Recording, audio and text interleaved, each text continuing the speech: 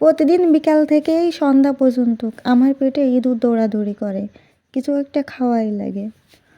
তো প্রতিদিন যেহেতু নুডলস, পাস্তা, সেমাই আরও অনেক কিছুই খাওয়া হয়, তো আজকে ভাবলাম তাহলে এইগুলো বাদ দিয়ে ছোলায় মুড়ি খাই, আর ছোলা মুড়ি খাইতে খাইতে আড্ডা দিই। তো যে ভাবনা সেই কাজ, ভাবতে দেরি আছে তো কাজটা শুরু করতে দেরি নেই। চলে আসলাম ছোলা ভেজানোর জন্য। ভাবতে ভাবতে সকাল 10টার বেশি বেজে গেছে। তো ভাবলাম যেহেতু সময় হাতে কম, তাহলে ছোলাগুলো ভিজিয়ে রোদে দিয়ে আসি, তাহলে ছোলাগুলো তাড়াতাড়ি ভিজে যাবে। এই জন্য ছোলাগুলো ভিজিয়েই সাথে সাথে ছাদে নিয়ে আসলাম। এখন রোদ্দুরে দিয়ে যাচ্ছি, কারণ এই ছোলাগুলো যদি রোদে এই সকাল থেকে বিকাল পর্যন্ত থাকে তাহলে ছোলাগুলো ফুলে যাবে। তো এই জন্য হচ্ছে রোদে দেওয়া। তো আজকে রোদে হচ্ছে শুকনো মরিচ দিয়েছি আর হচ্ছে জিরা। সামনে যেহেতু রমজান মাস, তো এখন থেকে হচ্ছে রমজান মাসের প্রস্তুতি শুরু করে দিয়েছি। এজন্যই হচ্ছে এই শুকনো মরিচগুলো এখন রোদে দিয়ে রাখা হচ্ছে, আর সাথে জিরাগুলো রোদে দিয়ে রাখা হচ্ছে। আর এই যে দেখুন, বিকালবেলা আমি এসে দেখি আমার ছোলাগুলো কত সুন্দর ফুলছে, অনেক সুন্দর ফুলছে, তাই না? তো এখানে হচ্ছে 3-4 রকমের ছোলা ছিল। 3-4 রকমের ছোলা একসাথে মিশিয়ে 1 নম্বর ছোলার দামটা রাখছে।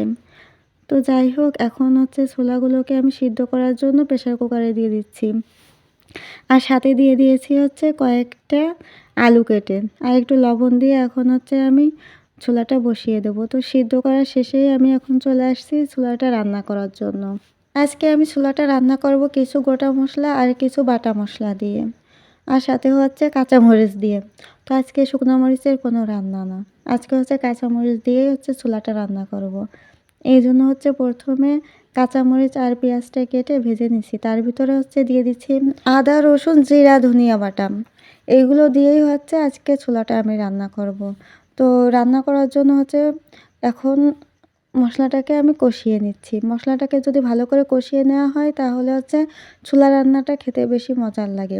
তেলটা উপরে উঠে এসেছে, এখন হচ্ছে আমি সিদ্ধ করে রাখা সেই ছোলাগুলোকে দিয়ে দেবো। ছোলাগুলোকে দিয়ে দেওয়ার পরে হচ্ছে অনেক ভালো করেই কষিয়ে নেব।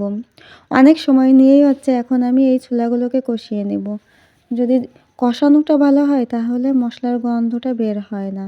এই জন্য হচ্ছে আমি অনেক সময় নিয়েই কষিয়ে নিই, যাতে করে ছোলা ভুনাটা খেতে ভালো লাগে। তো কষানো শেষে এখন হচ্ছে আমি পানি দিয়ে দিচ্ছি, আর এই পানিতেই হচ্ছে আমার আজকে রান্নাটা হয়ে যাবে।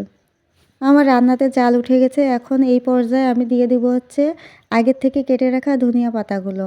তো এই ধনিয়া পাতাগুলো দেওয়ার জন্য হচ্ছে আমার ছোলা ভুনার স্বাদটা আরও বেশি বেড়ে যাবে। অনেকে হয়তো বলবেন আমার রান্নার কালারটা কেন সুন্দর হয়নি। আসলে কাঁচা মরিচ দিয়ে রান্না করলে রান্নার কালারটা অনেক বেশি সুন্দর হয় না। শুকনো মরিচের রান্নার কালারটা যেরকম সুন্দর হয়, কাঁচা মরিচের রান্নার কালারটা ওরকম সুন্দর হয় না। তো আমাদের বাড়িতে হচ্ছে গ্যাসের সমস্যা একটু বেশি আছে, যার জন্য আজকে চিন্তা করলাম যে শুকনো মরিচ দিয়েই রান্নাটা করি। তো আমার রান্নাটা শেষ হয়ে গেছে, এখন হচ্ছে আমি কড়াই থেকে নামিয়ে নেব। তো যাই হোক, বিকালে নাস্তার জন্য এরকম করে ছোলা ভুনা করলে কিন্তু বেশ ভালোই লাগে। আর সামনে যেহেতু রমজান মাস, তাই ভাবলাম আপনাদের সাথে একটু শেয়ার করি। আপনারা চাইলে আমার মতো করে এইভাবে অল্প উপকরণ দিয়ে ছোলা ভুনা করতে পারেন। সামনে যেহেতু রমজান মাস, সেহেতু এইভাবে ছোলা ভুনাটা করে খাওয়াই আমি মনে করি অনেক ভালো। রান্না শেষেই চলে আসলাম ছোলা ভুনাগুলোকে মাখানোর জন্য। তো ভাবলাম আমরা যেহেতু এখন সবাই একসাথে আছি, একসাথে বসে গল্প করতেছি, তাহলে এখন ছোলা ভুনাগুলোকে মুড়ি দিয়ে মাখাই, তাহলে খেতে অনেক বেশি মজার হবে। আর গল্প করতে করতে আমাদের খাওয়া হয়ে যাবে, গল্পও হয়ে যাবে, আর গল্পটা অনেক বেশি জমে যাবে। টমেটো, কাঁচা মরিচ আর কাঁচা পেঁয়াজ কেটে এইভাবে যখন ছোলা মুড়ি মাখালাম, তখন খেতে যে এত বেশি মজার হয়েছে, আসলে মাখানোর আগে ভাবিনি যে খেতে এত বেশি মজার হবে। আর তার সাথে দিয়েছিলাম হচ্ছে ধনিয়া পাতা। ধনিয়া পাতা দেওয়ার জন্য হচ্ছে মজাটা আরও বেশি বেড়ে গেছে।